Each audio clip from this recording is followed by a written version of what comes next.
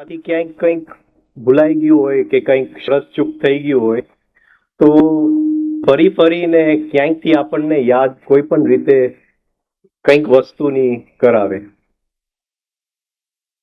તો પ્રસંગ એવો બન્યો કે આપણા જે ગુરુભાઈ એક બહુ સિદ્ધ પુરુષ છે, એમની પાસે ગયેલા હશે. એ પુરુષ પારસી છે, જેમ સાવરિયા સાહેબ એ પારસી હતા અને એ ઇન્ડિયાની અંદર વેદાંત ઉપર એમનું બહુ માસ્ટરી ગણાય છે. બેજન દેસાઈ કામુ બાબાના શિષ્ય, કામુ બાબા સુફી ટ્રેડિશનમાં હતા અને લગભગ 80 વર્ષની આજુબાજુ છે. કેન્સર છે, કદાચ છેલ્લા દિવસો હશે, પણ બહુ આમ પરફેક્ટ હેલ્થમાં છે. હું મળ્યો નથી, મેં ફોટો એ નથી જોયો. બહેનું એવું કે આપણે એમને મળવા ગયા અને એમને વાત કરી કે સોલી કે સાવરિયા સાહેબ, અને કે સોલીએ જે આ કરેક્ટિવ એક્સરસાઇઝીસ આપ્યા છે એ આજ સુધી ગુપ્ત રાખવામાં આવે.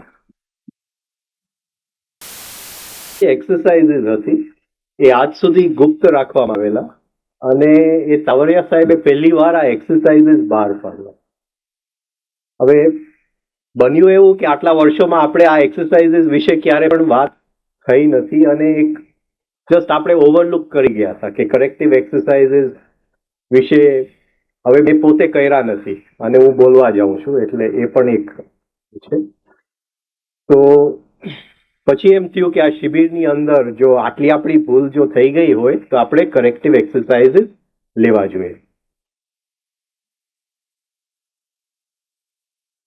એક આપણે નાના હતા ત્યારે એક પિક્ચર આવેલું જેનું નામ હતું, યાદ હોય કોઈને, સત્યકામ. ધર્મેન્દ્રનું પિક્ચર હતું અને ધર્મેન્દ્ર સત્યકામ બનેલો. એ સત્યવાદી, એક કે સત્ય માટે એ ગમે તે કરી ચૂકે અને છેલ્લે સત્ય માટે એ મરી જાય છે પિક્ચરની અંદર. એક સત્ય છે એ મોરાલિટીનું સત્ય, કે જે લોકો કે એ સત્ય માટે કે જીવનમાં નક્કી કરે કે આ મારું સત્ય છે અને એની માટે એ લોકો મરી ચૂકે કે ગમે તે રસ્તો એની માટે, પણ એ સત્યને જે કંઈ સામે પરિબળો આવે એ સત્યને એ છોડે નહીં. તો બીજી બાજુ આપણે ત્યાં એક ધ્યાનની પરંપરા થઈ, કે મોરાલિટી નહીં પણ એક ધ્યાનની પરંપરા.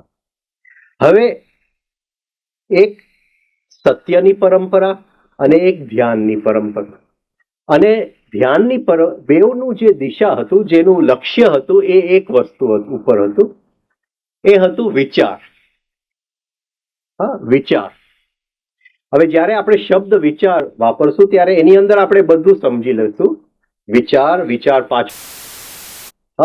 પાછળની સેન્સિટિવિટી, એની અંદર બધું આવી જાય છે. ખાલી આપણે શબ્દ, જે વિચારમાંથી શબ્દ ઉત્પન્ન થાય છે એ બધું એ વિચાર શબ્દની અંદર આવી જાય છે. તો એક ધ્યાનની પરંપરા આ દેશમાં થઈ, મેડિટેશન જેને કહેવાય છે. મેડિટેશન તો એક્ઝેક્ટ વર્ડ નથી. અને એ લોકોએ નક્કી કર્યું કે આ જે વિચાર ચાલે છે એની સ્પીડ આપણે ઓછી કરી શકીએ. સાવરિયા સાહેબે શું કીધું કે 1 સેકન્ડના 120 વિચાર આવે છે. તો આ વિચારની સ્પીડ ઓછી થઈ શકે છે. બીજી બાજુ એક સત્યની પરંપરા, કે વિચારની સ્પીડ ઓછી નથી કરવી પણ વિચારની ક્વોલિટી સુધારવી છે. આ પકડાય છે? એક બાજુ વિચારની સ્પીડની વાત છે, એક બાજુ વિચારની ક્વોલિટીની વાત છે. એકચ્યુઅલી યોગની અંદર બે કોમ્પ્લિમેન્ટરી હોવી જોઈએ, પણ ધ્યાનની પરંપરા જ્યારે ગઈ ત્યારે એ લોકોએ પછી ક્વોલિટી ઉપર ધ્યાન ન દીધું. અને મેડિટેશન એવું બની ગયું કે વિચારની જે કોઈ ક્વોલિટી હોય વિચારને ધીમી કરી નાખો, વિચારની ગતિને સ્લો કરી નાખો. તો એક પોઈન્ટ એવો આવે છે જે એ લોકો કહે છે કે નિર્વિચાર, હકીકતે નિર્વિચાર નથી. તાવરિયા સાહેબ શું કહે છે કે ઇવન નિર્વિચાર સ્થિતિની અંદર 1 સેકન્ડના 15 થી 30 વિચાર આવે છે. જે એબ્સોલ્યુટ નિર્વિચાર છે એની અંદર 15 થી 30 વિચાર 1 સેકન્ડના આવે છે. તો 30 વિચાર 120 માંથી 30 વિચાર સુધી નોર્મલ જે મેડિટેટર હોય એ 60 વિચાર સુધી એની સ્પીડ ઘટાડી નાખે છે. આની અંદર વિચારની ક્વોલિટી જોવાતી નથી, કે જે વિચારની સ્પીડ ઘટાડવામાં આવે છે એ વિચારની ક્વોલિટી જોવાતી નથી. જ્યારે આપ એક્સરસાઇઝની વાત કરીએ છીએ ત્યારે વિચારની ક્વોલિટીની વાત કરી છે. વિચારની સ્પીડ શું છે એ નહીં, કે વિચારની ક્વોલિટી શું છે. આપણા દેશની અંદર ઘણા દાખલા એવા છે કે જે લોકોએ વિચારની સ્પીડ એકદમ ઓછી કરી નાખી અને ક્વોલિટી ઉપર ધ્યાન ન દીધું અને છેક અવેકનિંગના અણી સુધી પહોંચીને પાછું આવવું પડ્યું. કારણ કે ક્વોલિટીમાં કંઈક ખામી રહી ગઈ. હવે જ્યારે વિચારની ક્વોલિટીની વાત થાય ત્યારે એ આપણે જોવું જોઈએ કે એ વિચાર સૂક્ષ્મ ન બની જાય. એ વિચાર સૂક્ષ્મ જો બની ગયું તો કોઈ પણ મેડિટેશનથી એ વિચાર જોવું મુશ્કેલ પડી જાય છે. કોઈ પણ ધ્યાનની વિધિથી એ વિચારને જોવું મુશ્કેલ પડી જાય છે. એટલે જો વિચારની ગતિ એકદમ ધીમી આપણે કરી નાખીએ અને ક્વોલિટી ઉપર જો ધ્યાન, તો એક વખત એવું બને છે કે આપણા જે નબળાઈઓ છે એ એટલા બધા સૂક્ષ્મ બની જાય છે અને આપણી અવેરનેસ એ નબળાઈને જોવા માટે એટલી શક્યતા એ આપણા અવેરનેસના રેન્જની બહાર વયા જાય છે. આ પકડાય છે. એટલે જ્યારે એ નબળાઈ ઠોસ રૂપે આપણી સામે હોય છે ત્યારે એની ઉપર કામ કરી લેવું જરૂરી છે. તો શું બને છે કે એ આપણી આંખની સામે છે, આપણી નજરની સામે છે. તો તાવરિયા સાહેબે શું કર્યું કે 3 સ્ટેપ રિધમિક બ્રીધિંગ આપ્યું, કે શ્વાસની અંદર જે શ્વાસની ગતિ છે એ બહારથી નીચી ન જાય. આ એને ખાસ આપ્યું કે શું કામ, કે વિચારની ગતિ એટલી ધીમી ન થઈ જાય કે આપણી નબળાઈ સૂક્ષ્મ બની જાય. આ પકડાય છે જે કહેવા માંગુ છું. હવે જો બહાર ઉપર હોય તો એટલી વિચારની ગતિ સ્લો થઈ જાય જે આપણે આપણી નબળાઈને જોઈ શકીએ. અને એ નિર્વિચારની સ્થિતિ સુધી ન જાય જ્યાં આપણી નબળાઈ એટલી સૂક્ષ્મ બની જાય કે એ ઢંકાઈ જાય. હવે આપણી નબળાઈ જોડે કામ કરવાનો જે માર્ગ છે એ છે કરેક્ટિવ એક્સરસાઇઝ. બીજી રીતે આ જ વસ્તુને સમજીએ. યોગ સૂત્ર શું કહે છે પતંજલિ? યોગ ચિત્ત વૃત્તિ નિરોધ. હવે આપણે બહુ વિસ્તાર ગહેરાઈમાં નથી જવું, કારણ કે આપણે લેવું છે કરેક્ટિવ એક્સરસાઇઝીસ, એટલે એક એક સૂત્રની ગહેરાઈમાં નથી જવું. એટલે એ શું કહે છે કે યોગ શું છે? વૃત્તિનું સ્લોઈંગ ડાઉન. એ જે વૃત્તિ છે એનો નિરોધ, એનો પેસિવ, એને પેસિવ બનાવો, એને સ્લોઈંગ ડાઉન, એ યોગ છે. બરાબર. હવે વૃત્તિની બદલે આપણે શબ્દ મૂકી દઈએ વિચાર, કારણ કે આપણે એ વિચારની અંદર વૃત્તિ આવી ગયો, કારણ કે એ વિચારની વાત થઈ એ બધું આવી ગયું જે વૃત્તિની અંદર છે. તો એ વિચારનું સ્લોઈંગ ડાઉન એ યોગ છે. પછી આગળ એ શું કહે છે કે વૃત્તિ બે ટાઈપ, એની ક્વોલિટી બે ટાઈપની છે, ક્લિષ્ટ અને અક્લિષ્ટ.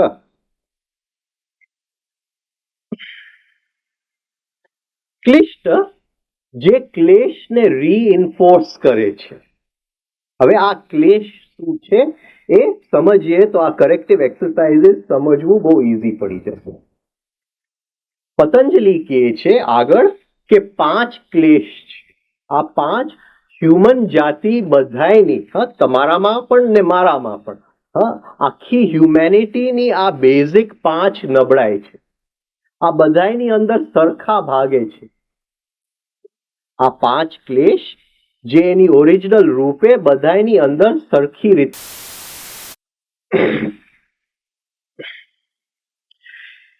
એ 5 ક્લેશ જે છે એને નામ આપ્યા છે અવિદ્યા, અસ્મિતા, રાગ, દ્વેષ, અભિનિવેશ. એક એક આપણે સમજશું. હવે એ શું કહે છે કે વિચારની ક્વોલિટી કેવી હોવી જોઈએ? જેની અંદર ક્લેશ નથી, જેની અંદર આ પાંચેમાંથી કોઈ ક્લેશ નથી. એ આ પાંચેમાંથી જો કોઈ ક્લેશ હશે તો એ વિચાર કેવો છે, એ વૃત્તિ કેવું છે? ક્લિષ્ટ છે. એ ક્લેશને રીઇન્ફોર્સ એટલે આ એક એક જે નબળાઈ આપણી અંદર છે એ બેઝિક છે. આપણી અંદર જે આ નબળાઈ છે એ બેઝિક છે. જાણે કે એ માસ્ટર પેટર્ન છે. બધાની અંદર કુદરતે, પ્રકૃતિએ પોતાની સામ્રાજ્યને વધારે, પ્રકૃતિએ પોતાની વિકાસ માટે આ 5 નબળાઈ હરેક મનુષ્ય જાતિમાં મૂકેલી છે. એ પ્રકૃતિ પોતાનું કામ કરવા માંગે છે એટલે એને મૂકવી જ પડે છે હરેક મનુષ્ય જાતિની અંદર.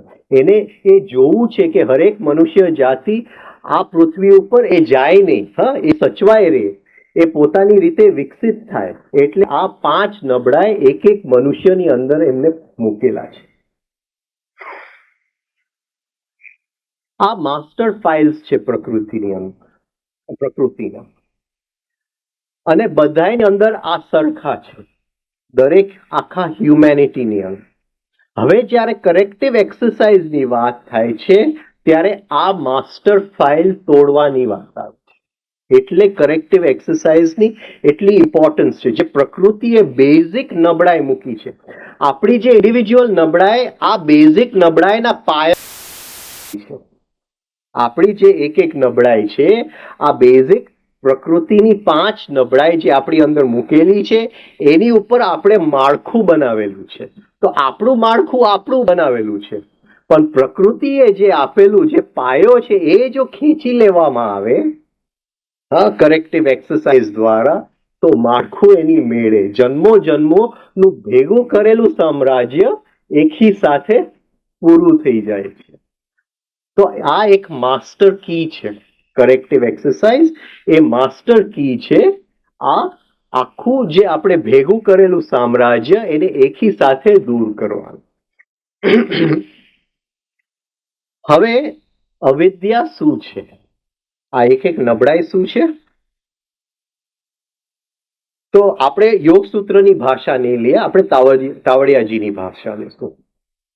તો તાવડિયાજી કહે છે કે હરેક માણસની સામે ચુનૌતી છે. એ ચુનૌતી શું છે? કે પ્રકૃતિ અથવા પુરુષનું ચુનૌતી છે. હરેક ક્ષણે માણસની સામે, માણસ કે સ્ત્રી, મનુષ્ય જાતિની સામે ચુનૌતી છે. એની સામે એનામાં ફ્રી વિલ છે, એનામાં ચોઇસ છે. એ ચૂઝ કરી શકે છે, આઈધર પ્રકૃતિને ચૂઝ કરે કે પુરુષને ચૂઝ કરે. બીજી રીતે જોઈએ કે એ ઇન્વોલ્યુશનને ચૂઝ કરે છે કે એવોલ્યુશનને ચૂઝ કરે છે. એ પોતાનો વિકાસને ચૂઝ કરે છે કે પોતે મૂર્છામાં વધારે ડૂબવા માંગે છે. એ એની ચોઇસ છે. હરેક વ્યક્તિને હર ક્ષણે આ ચોઇસ છે એની સામે. એ ચૂઝ કરી શકે છે કે મારે શું કરવું. એ જો વધારે મૂર્છામાં જવાનું ચૂઝ કરે, જે ઓટોમેટિક છે, આપણા હાથની વાત નથી, ઓટોમેટિક થઈ જાય છે, તો પેલી નબળાઈ નું ક્ષેત્ર ત્યાં ચાલુ થઈ જાય છે. તો એને પ્રકૃતિ ચૂઝ કર્યું ઓવર પુરુષ. તાવડિયાજી આ બેઝિક કરેક્શન છે. પુરુષ ઓવર પ્રકૃતિ, આ બેઝિક કરેક્શન છે. આ સમજાય છે જે હું વાત બધું કરું છું? ન સમજાય તો વિડીયો બંધ કરીને પૂછી લેજો, કારણ કે આપણે એક્સરસાઇઝ કરવાના છે એટલે પ્રેક્ટિકલ છે.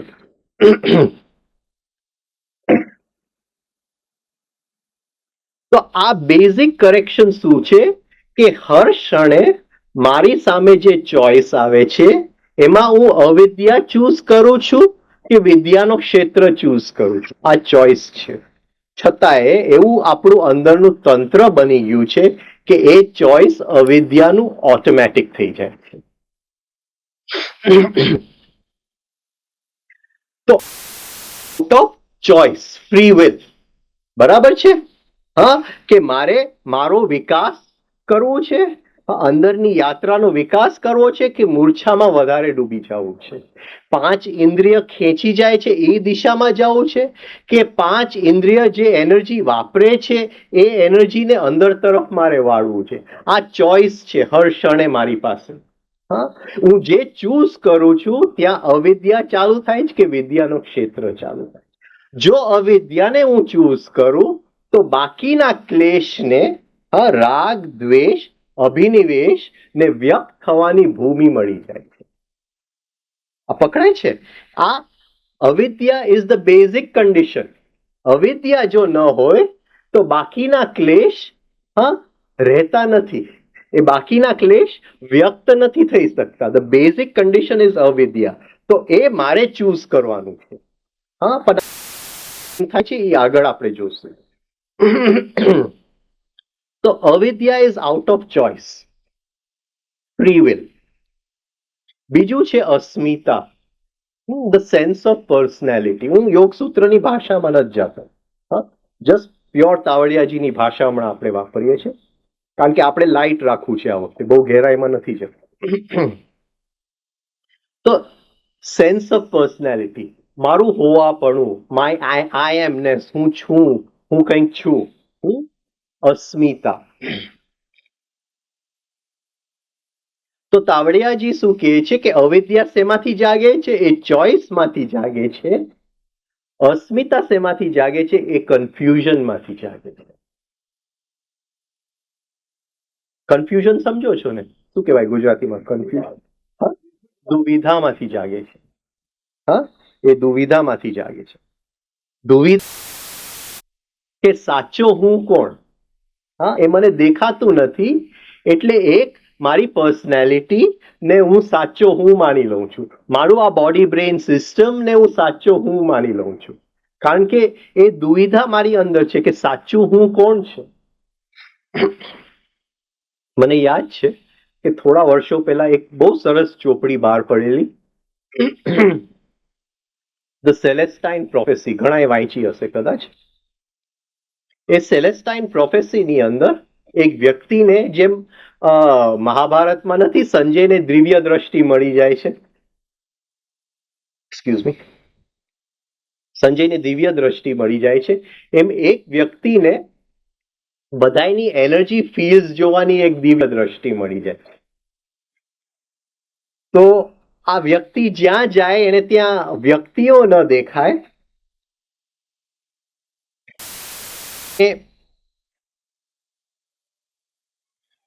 એને બધાના એનર્જી ફીલ્ડ દેખાય. રાઈટ?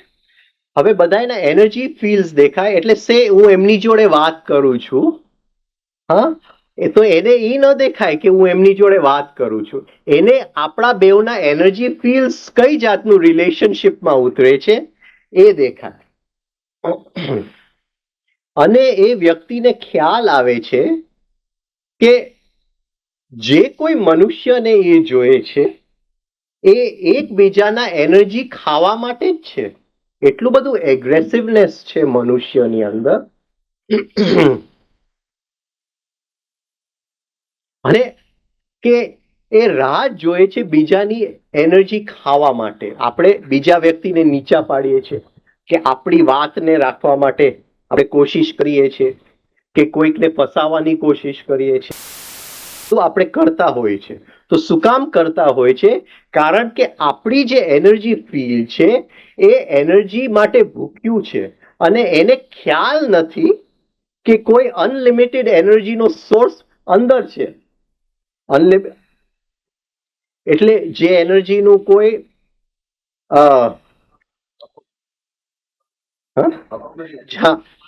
જે બંધ જ નથી થતું. હા, હા, હા, જે અંદરથી ઇનએક્ઝોસ્ટેબલ સપ્લાય ઓફ જે એનર્જી છે એને ખ્યાલ નથી, એટલે બીજાની રિલેશનશિપ એ નામ આપે છે બીજાની એનર્જી ચોરવું.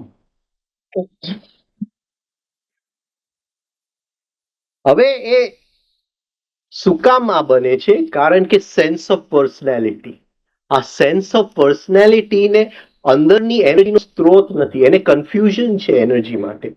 હા, એ કન્ફ્યુઝન માંથી જાગે છે. હા, પતંજલિ શું કહે છે? દ્રક દર્શન શક્તિ એકાત્મત એવ અસ્મિતા. હા, એને આ અલગ નથી દેખાતા, આ બે શક્તિ એને બે એક દેખાય છે. કન્ફ્યુઝન ઊભું થઈ ગયું છે, દુવિધા ઊભી થઈ ગયું છે. એટલે એને ખ્યાલ નથી કે કોઈ એનર્જીનો સોર્સ અંદર ઇનએક્ઝોસ્ટેબલ છે, જેનો અંત નથી, એવો સોર્સ છે. હા, એટલે એ બહારથી એનર્જી ચોરવાની કોશિશ કરે છે. તો રિલેશનશિપ શું છે? એકબીજાની એનર્જી ચોરવી. તો આ સેન્સ ઓફ પર્સનાલિટી પછી આગળ એ વાત એવી કરે છે એ ચોપડીની અંદર, જેમ મને યાદ છે, કારણ કે લગભગ 4-5 વર્ષ પહેલા વાંચેલી. એ અમુક લોકો બહુ નબળા લોકો આપણે ગણીએ છીએ. હા, અને એ તમે જોશો કે એવા લોકો છે જેની માં કોઈ એનર્જી જ નથી. શું કામ એનર્જી નથી? કારણ કે બધા લોકો એની ઉપર ક્રોધ કરે છે, વાત એની ઉપર થોપી મૂકે છે. હા, એ શું કામ? બધા એની એનર્જી ચોરી જાય છે, એટલે એની પાસે પોતાની એનર્જી બચતી નથી. છતાં એને ઓબ્ઝર્વ એવું કર્યું કે એ જે નબળા લોકો છે જેની એનર્જી બધાય ચોરી જાય છે, એ જ્યારે એની સાવ એનર્જી ખલાસ થવાની અણી હોય છે, ત્યારે એ સડનલી રિએક્ટ કરે છે. આ જે નબળા લોકો આમ ક્રોધ નથી કરતા, એ છાના માના બધું સહન કરી લે છે બધાનું. પણ એક પોઈન્ટ એવો આવે છે જ્યારે એની એનર્જી એવા લેવલે પહોંચે છે, બધાએ ચોરી લીધું છે એની એનર્જી, કે એ સડનલી રિએક્ટ કરે છે.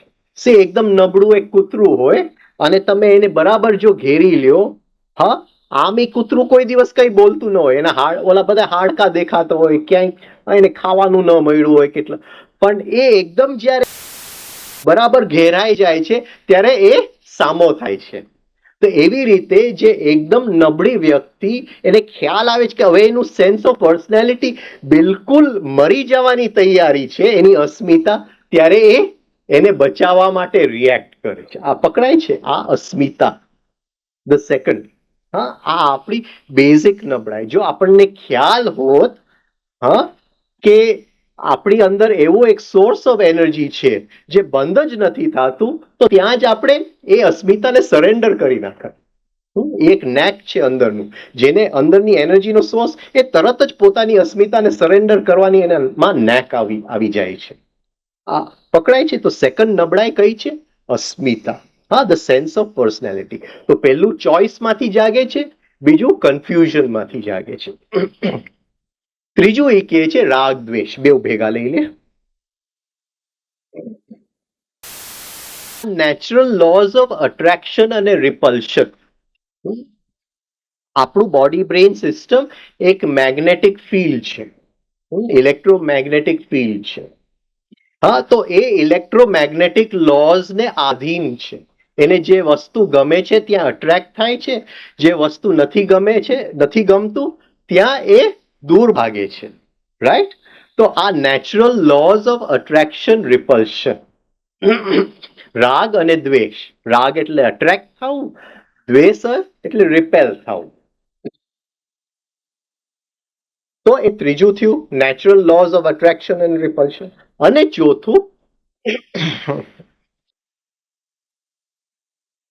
ચોથું અભિનિવેશ. અભિનિવેશ છે એ ઇન્સ્ટિંક્ટિવ છે.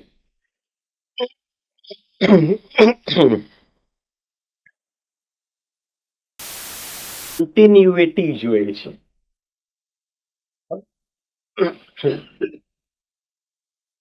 શું કામ કન્ટિન્યુટી જોઈએ છે? છે કોઈની પાસે? અધિકારી છે કોઈ? બધાને કન્ટિન્યુટી જોઈએ છે.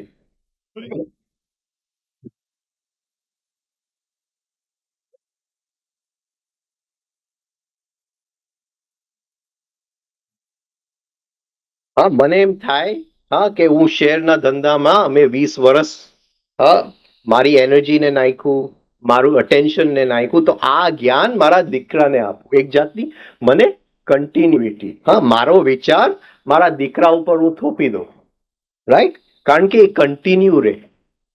એવી જ રીતે હરેક બાપ હા એ ડોક્ટરને એમ થશે કે મારો ચાલુ ધંધો હા મારા દીકરાને હું સોંપતો જાઉં. આ ઇનબિલ્ટ આપણી નબળાઈ છે કન્ટિન્યુટીની. કન્ટિન્યુટીને શું કહેશું? શાશ્વતતા, હા, સાતત્ય.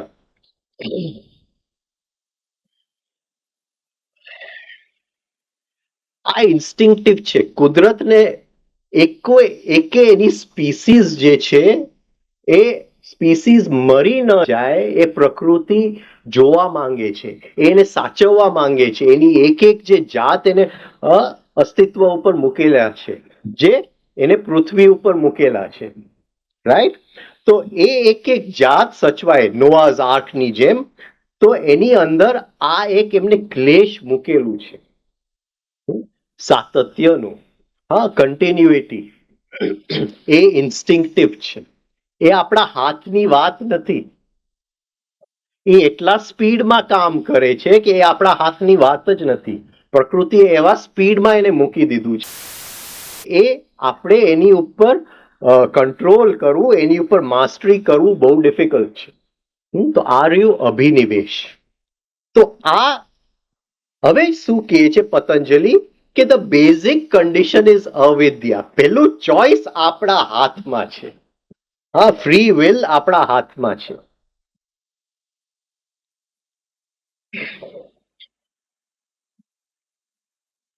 અને એ ફ્રી વિલનો આપણે જો ઉપયોગ અવિદ્યા તરફ કરશું, હા, ઇન્વોલ્યુશન તરફ કરશું, મૂર્છા તરફ કરશું, તો આ બાકીના ક્લેશ તરત જ એનું સામ્રાજ્ય વધારવાની કોશિશ કરશે.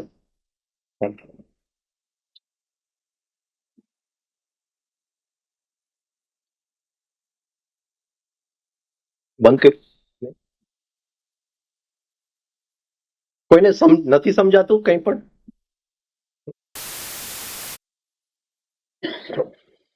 હવે આ ચાર આપણી અંદર, જેમ આપણે યોગ સૂત્રના લેક્ચર્સમાં કીધું, આ ચાર માસ્ટર ફાઇલ્સ છે. કે પાંચ ગણીએ કે ચાર માસ્ટર ફાઇલ્સ છે. હવે આ જે માસ્ટર ફાઇલ્સ છે, આપણે વાત થઈ તે વખતે એ મૂલાધાર સ્વાધિષ્ઠાનની અંદર છે. પણ અવિદ્યાની ચોઇસ મૂલાધાર સ્વાધિષ્ઠાનની અંદર નથી. અવિદ્યાની ચોઇસ બીજી જગ્યાએ. અચ્છા, હવે કયું માસ્ટર ફાઇલ એક્ટિવેટ થાય છે એ બીજા ચક્રોની અંદર છે. રાગ દ્વેષ થાય છે કે નહીં, હા, એ અનાહતની અંદર છે. અવિદ્યાની ચોઇસ છે કે નહીં એ વિશુદ્ધિની અંદર છે, કારણ કે વિશુદ્ધિ એ રિંગ પાસ.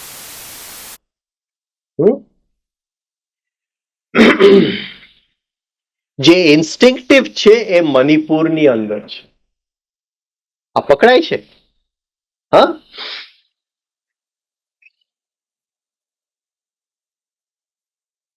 જરૂર. ચલો,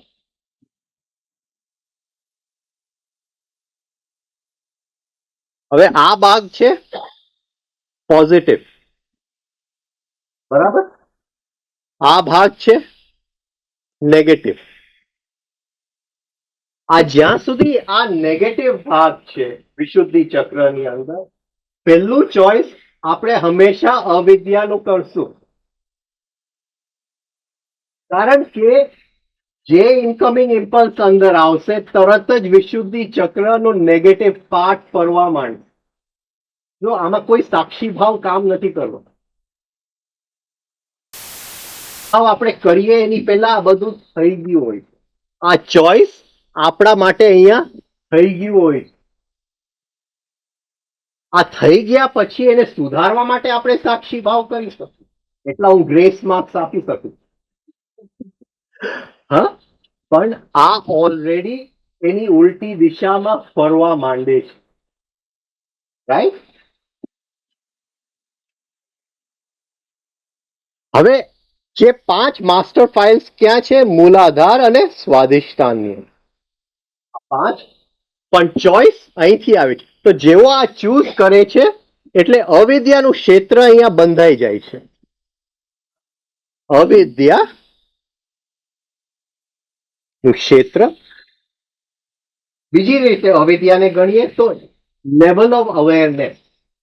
અવેરનેસ આની નીચે હોય તો અવિદ્યા, આની ઉપર હોય તો વિદ્યા. 50% આપણે ગણીએ. 0 થી 100 હોય એક સ્કેલ, તો 50% સુધી અવિદ્યાનું ક્ષેત્ર છે.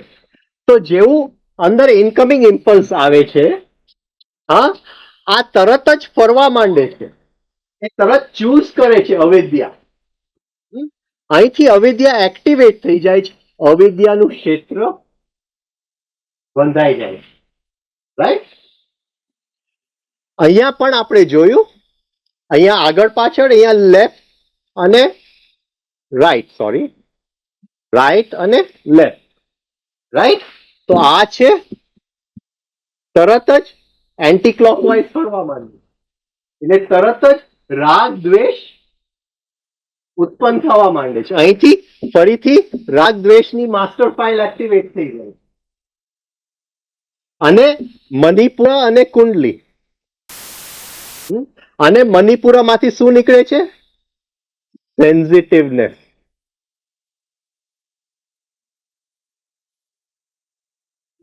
તરત જ અસ્મિતા અને અભિનિવેશ એક્ટિવેટ થઈ જાય માસ્ટર ફાઇલ. આ એકી સાથે થાય છે, અલગ અલગ નથી થતું. આ પકડાય છે હું શું કહું? એટલે આ ન બદલાય ત્યાં સુધી the choice is made four. ભલે આપણે ફ્રી વિલ છે, પણ the choice is made four.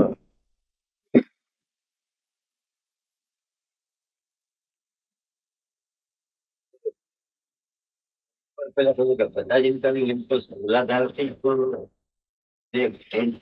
Enter through મૂલાધાર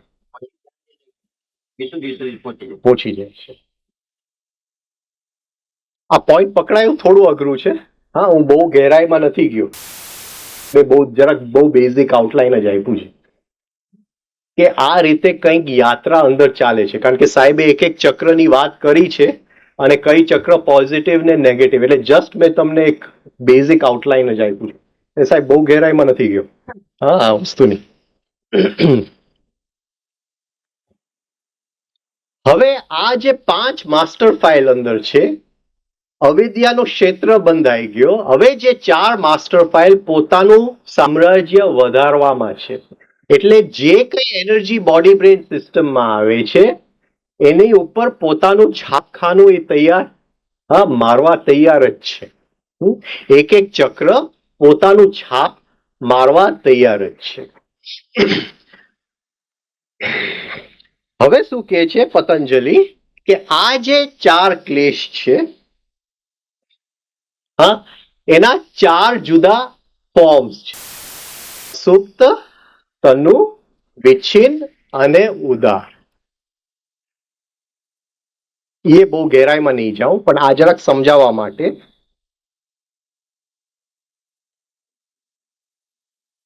પ્રસુપ્ત, તનુ, વિચ્છિન્ન, ઉદાર. રાઈટ?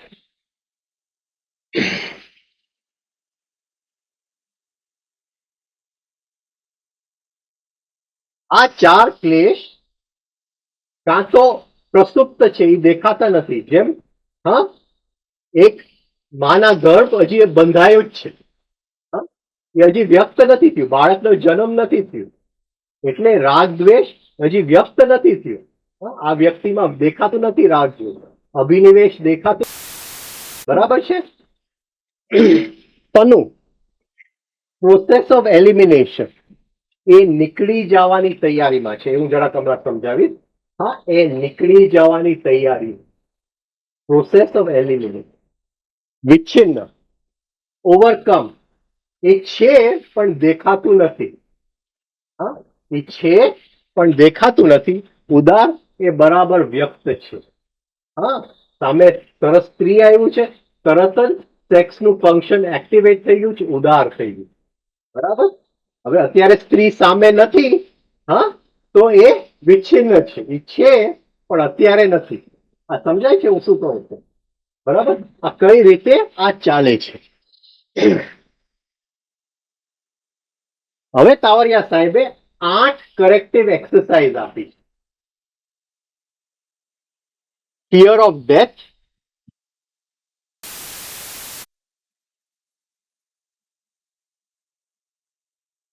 મૃત્યુનું ભય, બરાબર છે, જેલેસી,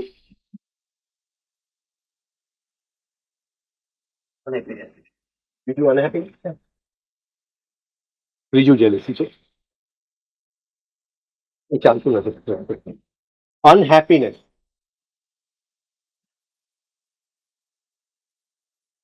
અનહેપીનેસ શું કહેશું આપણે? સુખ નહીં, અસુખ. હા, અસુખ. જેલેસી, ઈર્ષા,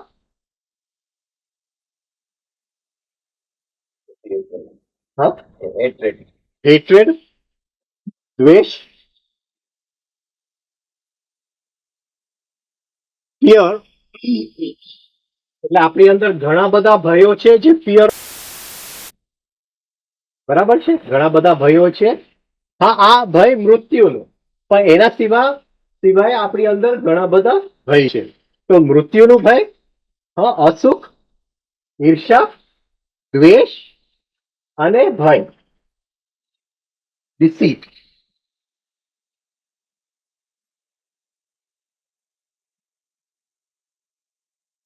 ડિસીટ એટલે કોઈને છેતરવું.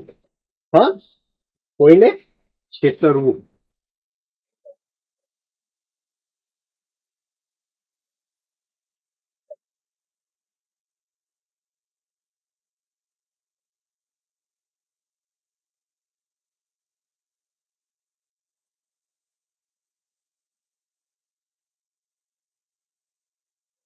અચ્છા, અસ્મિતામાં કયા આવશે?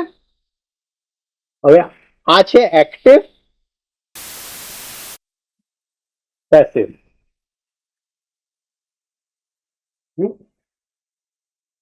આપણે જોયું પ્રસુપ્ત, તનુ, વિચ્છિન્ન, ઉદાર. આ છે એક્ટિવ, આ છે પેસિવ, આ છે એક્ટિવ, આ છે પેસિવ. બરાબર. જે ચાર દેશ જે રૂપમાં રહી શકે, passive, active, passive, active. Passive active સમજો છો ને? હા, સક્રિય અને નિષ્ક્રિય. બરાબર. હવે અસ્મિતા સક્રિય શું આવશે? સેક્સ. બરાબર. અસ્મિતા નિષ્ક્રિય, ડિસીટ. કોઈકનું કરી નાખવું.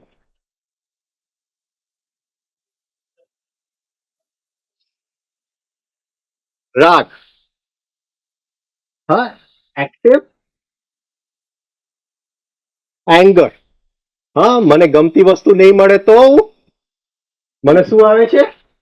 ગુસ્સો, એક્ટિવ. રાઈટ. અને ન મળે તો અનહેપીનેસ. હું ગુસ્સો ન કરી શકું તો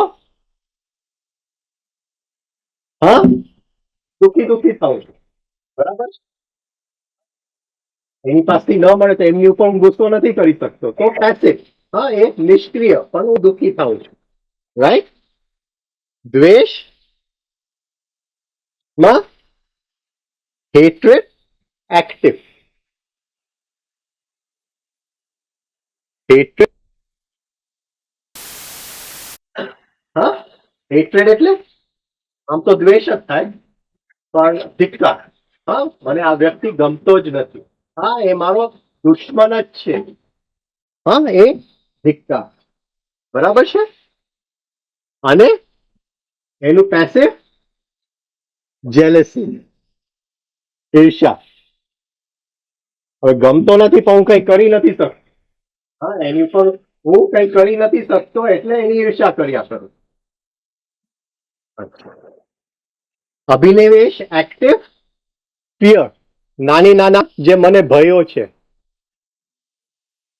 કાલે શેર બજાર વધશે કે કેમ, તો એ નાના નાના મને ભયો છે, રાઈટ. અને હરેક વસ્તુની પાછળ મૃત્યુનું ભય તો છે જ. હા, એ નિષ્ક્રિય છે, એ દેખાતું નથી. Fear of death.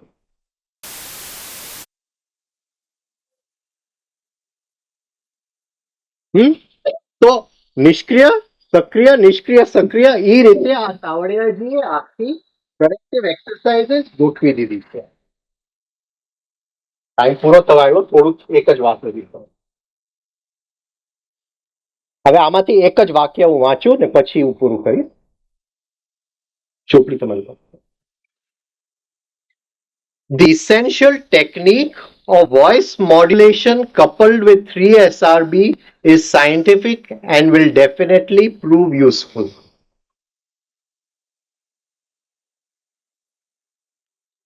હવે આમાં અરીસા સામે બેસીને બોલવાનું છે. આ જે એક્સરસાઇઝ છે અરીસા સામે બેસીને બોલવાનું છે. આ ઓટો સજેશન નથી. હા, એટલે એમને શું કીધું છે? The essential technique of voice modulation. હા, 10 મિનિટ. વોઇસ મોડ્યુલેશન અને 3SRB. હવે આ બહુ ઘેરી વાત છે એટલે થોડું 10 મિનિટ લઉં સમજાવતા. હવે વાત શું છે કે હું બોલું છું, જે વાક્ય એમને લખ્યા છે એ કાલે આપણે જોશું એક એક વસ્તુના વાક્ય. એ જે વાક્ય કે એવી દુનિયા છે જેમાં ભય નથી, સપોઝિંગ એવી એક વાક્ય છે કે એવી દુનિયા છે જેની અંદર ભય નથી. હા, હવે આપણને એમ લાગે કે આ એક જાતનું ઓટો સજેશન છે. હા, અને ઓટો સજેશન કામ નથી કરતું આપણે જાણીએ છીએ બધાએ. શું કામ નથી કરતું?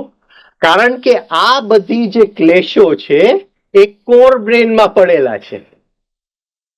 હા, અને ઓટો સજેશન કયું બ્રેન કરે છે? લેફ્ટ બ્રેન કરે છે. અને કોર બ્રેનને ભાષા નથી આવડતું. એને ભાષા નથી આવડતું. કોર બ્રેનની ભાષા શું છે? સ્વપ્નની ભાષા, આકાશમાં ઉડવાનું. હા, કે ખાડાની અંદર પડવાનું, કે અંધારું. એ કોર બ્રેનની સિમ્બોલિક ભાષા છે. બીજી જાતની ભાષા શું છે? કોર બ્રેનની સેન્સિટિવિટીની ભાષા છે, સંવેદનાની ભાષા છે. બીજી તરંગોની ભાષા છે. એવી રીતે એટલે એમને શબ્દ વાપર્યું છે વોઇસ મોડ્યુલેશન. અને કઈ રીતે મોડ્યુલેશન? 3SRB ટેકનિકની અંદર, 3 સ્ટેપ રિધમિક બ્રીધિંગના ટેકનિકની અંદર મોડ્યુલેશન. એ જે અવાજનું ઉપર નીચે કરવાનું છે એ 3 સ્ટેપ રિધમમાં કરવાનું છે. કારણ કે કોર બ્રેન જે છે એનું બેઝિક રિધમ શું છે? 3SRB નું 1 2 3 5 6. એ ભાષા એ બરાબર સમજી લે છે. બીજી રીતે આપણે જોઈએ તો આપણે ત્યાં એક આખી પરંપરા હતી. શેની પરંપરા?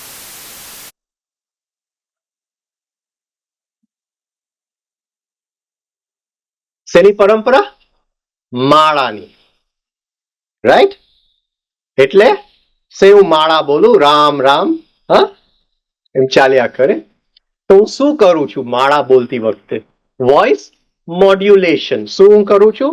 Voice modulation. આ જે હું રામ બોલું છું કે જે ગાયત્રી હું બોલું છું એ મારા કોર બ્રેનને સમજણ નથી પડતું. બરાબર છે? એ કારણ કે એની ભાષા નથી આવડતું. એને શું ઓમ ભૂભુવ સ્વ એને નથી આવડતું. એ તો કહેશે કે આ કઈ કામનું છે જ નહીં. તો એને હું કેમ સમજાવું ઓમ ભૂભુવ સ્વ? તો આપણે ત્યાં જે જૂની ટેકનિક હતી આ તાવડિયાજીએ 3SRB આપ્યું એટલે આ નીકળી ગયું. પણ સમજવા માટે આપણે એનો ઉપયોગ કર્યા. તો હું શું કરું છું? હું પેલા સમજાવું છું. આ એક એક, હા, આની અંદર હું ગાયત્રીને પોરવું છું. હું શું કરું છું? આની અંદર ગાયત્રીને પોરવું છું, એક એક લઈ અને હું ગાયત્રીને પોરવતો જાઉં છું. હવે સંવેદનાની ભાષામાં આ ગાયત્રી બોલે છે, મારો હાથ આને અડે છે ને, તો જ્યારે હું બોલું છું એક લિંક થઈ જાય છે. શું કે એને સૂત્રાત્મા કે શું કે?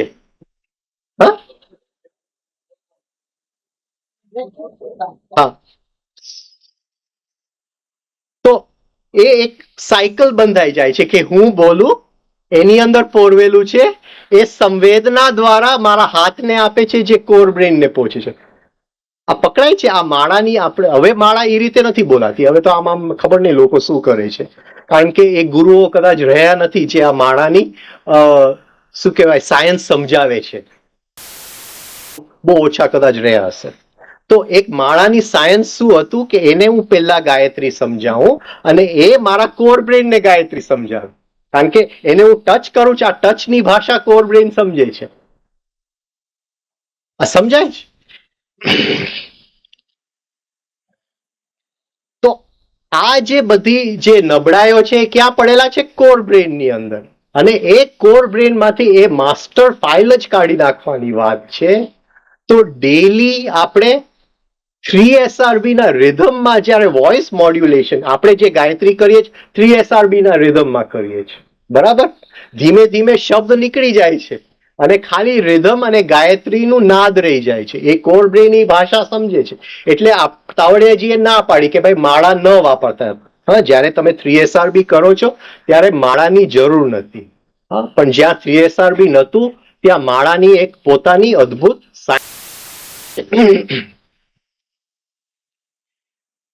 તો આપણે જુદી જુદી રીતે આ અરીસાની સામે આ એક એક નબળાઈ લઈ અને કાલથી ચાલુ કરશું કઈ રીતે બોલવાનું, કે આપણું કોર બ્રેન એ વસ્તુ સમજી લે.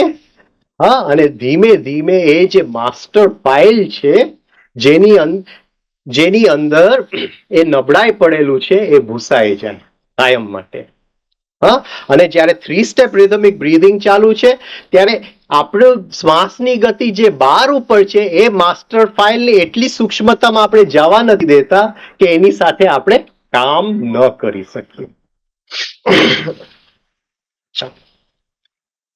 એક પોઈન્ટ છેલ્લે કહી દો કે જ્યારે યોગ સૂત્રનું ચાલેલું ત્યારે મેં દાખલો આપેલો કે એક કેસેટનો હું ધંધો કરું છું અને આ જે 5 ક્લેશ છે કેસેટ છે, હા, કે 4 છે એ માસ્ટર કેસેટ છે, એની ઉપરથી હું કોપી બનાવું છું.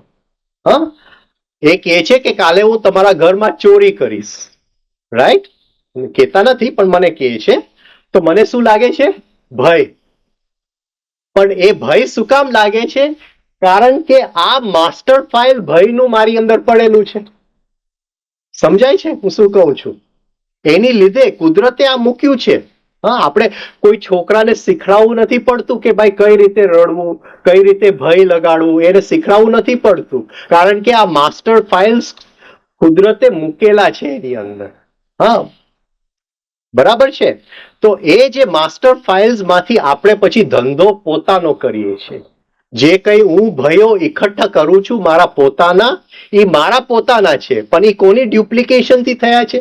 આ માસ્ટર ફાઇલ થી. જે હું કેસેટનો ધંધો કરું છું અને માસ્ટરમાં છે અને બાકીનો માલ ગોડાઉનની અંદર પડેલો છે. બાકીનો માલ ક્યાં પડેલો છે? મણિપુરની અંદર ગોડાઉનની અંદર પડેલો છે. હવે કદાચ હું માસ્ટર ફાઇલ ભૂસી પણ નાખું તો ગોડાઉનની અંદર કદાચ બહુ વર્ષો નીકળી જાય એ માલને સાફ કરવામાં. એટલે એમ ન સમજતા કે માસ્ટર ફાઇલ ભૂસાઈ ગયું, બહુ મોટું કામ થઈ ગયું છે. અને અમુક અવિદ્યા અને વિદ્યાનો ક્ષેત્રનો આપણે ખ્યાલ રહેવો જોઈએ. બાકી જો અવિદ્યા ફરીથી આવે તો ગોડાઉનમાંથી એક કેસેટ આવી અને ફરીથી તિજોરીમાં આવી શકે છે. નોર્મલી નથી આવતું પણ એ આવી શકે છે. પતંજલિ કહે છે કે છેક સુધી એ પાછું પણ આવી શકે છે. હા, તો અહીંયા આપણે આ એક ઇન્ટ્રોડક્શન ટુ કરેક્ટિવ એક્સરસાઇઝીસ. કાલે એક એક એક્સરસાઇઝ 4 દિવસ છે તો 2 એક્સરસાઇઝીસ આપણે રોજ લેતા જશું. Okay, thank you. હાજી. એ વખતે એક રીડોમેન્ટ કરવાની, બાકી એક કોઈ વખતે વિસિટ હોય. કોઈ વખતે એંગર હોય. હા, જે પ્રિડોમિનન્ટ હોય. એકદમ સામાન્ય રીતે એક એક મહિનો sure sure sure. Okay, thank you.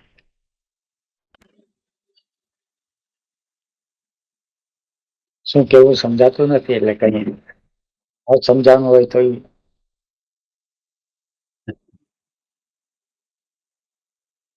આ ક્ષણે તમે બધા બેઠેલા છો એનો ખ્યાલ છે?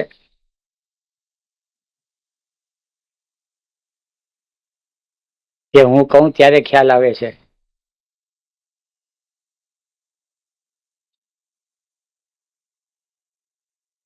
અત્યારે ખ્યાલ આવે છે ખરો તમે બેઠા છે એનો?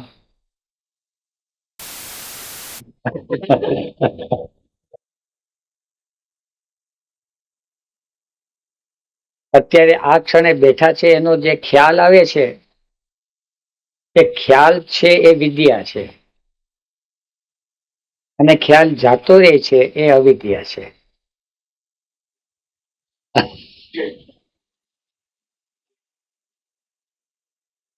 જેટલો સમય ખ્યાલ રહેશે એટલો સમય વિદ્યાનું ક્ષેત્ર, અને જેટલો સમય ખ્યાલ જાતો રહેશે એટલો અવિદ્યાનું ક્ષેત્ર.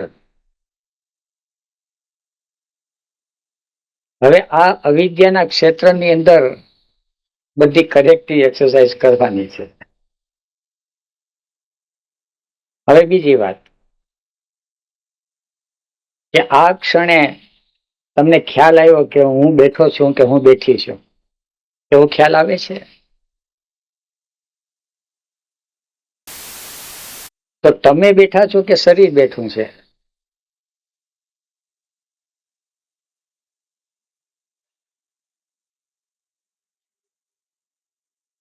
શરીર બેઠું છે ને તમે ભટકો છો.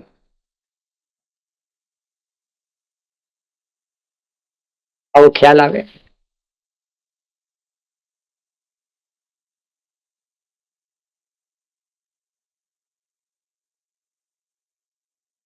આ શરીર છે એ પ્રકૃતિનો અંશ છે, અને જે ભટકે છે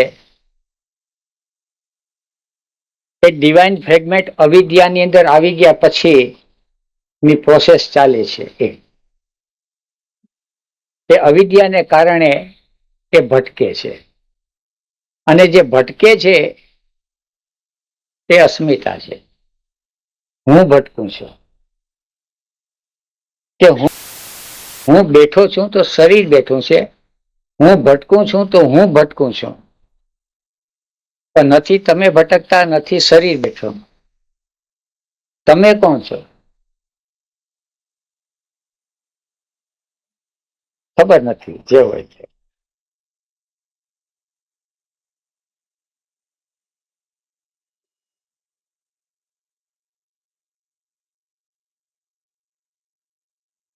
એટલે અવિદ્યાના ક્ષેત્રની અંદર અસ્મિતા આ રીતે રમી રહી છે, સતત જ.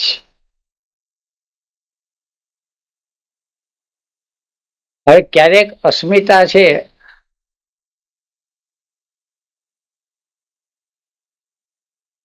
ક્યારેક લેટન્ટ છે, એટલે પ્રસુપ્ત છે. આપણે જયારે એકલા હોય ત્યારે અસ્મિતા પ્રસુપ્ત હોય, અને કોક ધક્કો મારે ને ત્યારે ઉદાર થઈ જાય.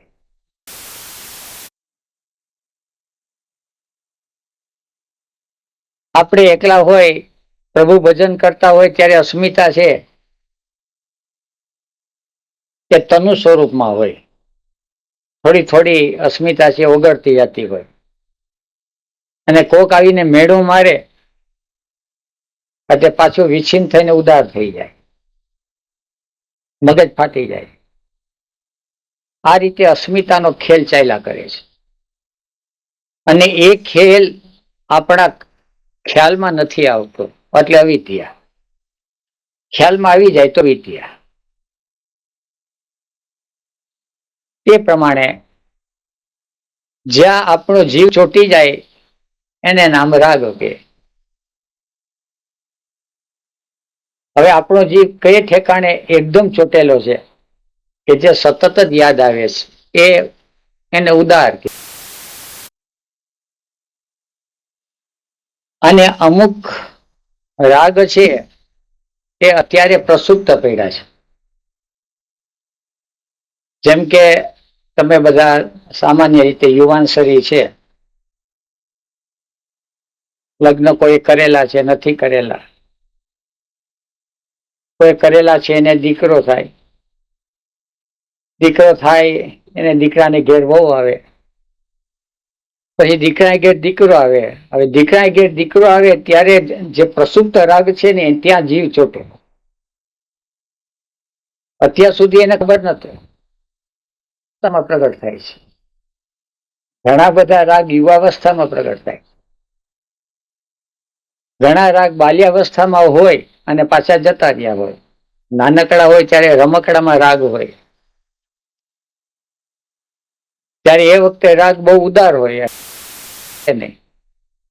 પછી રાગ છે વિચ્છિન્ન થઈ જાય, તનુ પણ થઈ જાય, ત્યાં બીજામાં આવે.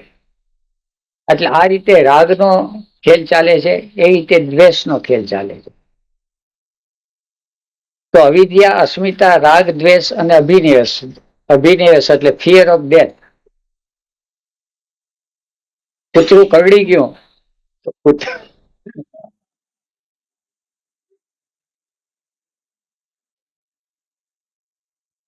લોહી જાતું રે એનો વાંધો નથી, અભિનિવેશ પકડી લે.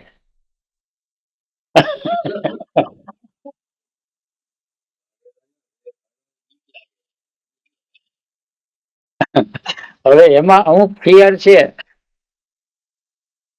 કોઈને સાપનો ભય છે એ પ્રસુપ્ત છે, તો કોઈને કૂતરાનો ભય પ્રસુપ્ત છે, કોઈને બૈરાનો ભય ઉદાર છે.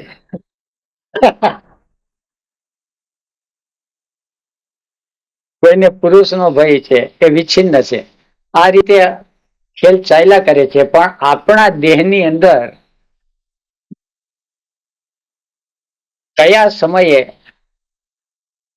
આ ચાર ક્લેશમાંથી કેવી રીતે છે એ બધું આ કરેક્ટિવ એક્સરસાઇઝ ની અંદર આવતીકાલે રાજેન્દ્રભાઈ સમજાવશે.